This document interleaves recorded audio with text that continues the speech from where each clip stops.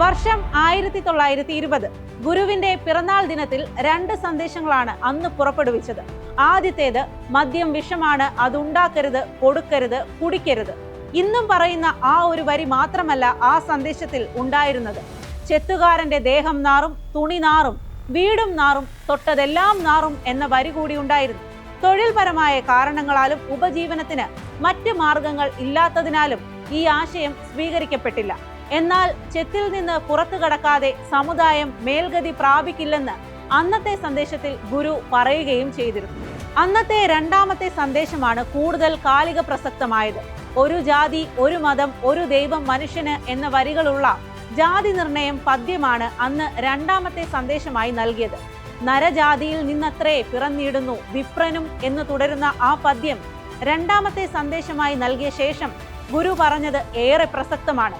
ഏകമത സന്ദേശമാണ് വേണ്ടതെന്നും സർവ്വമതങ്ങളും ഒത്തുചേരുന്ന സമ്മേളനം നടത്തണമെന്നും ഗുരു നിർദ്ദേശിച്ചു. മതഭേദങ്ങൾ എന്നത് കെട്ടുകഥകൾ മാത്രമാണെന്ന് ഗുരു ഉപദേശിച്ചതും ആ പിറന്നാൾ ദിനത്തിലാണ്. 1920 ഗുരു ഈ സന്ദേശം നൽകിയത്.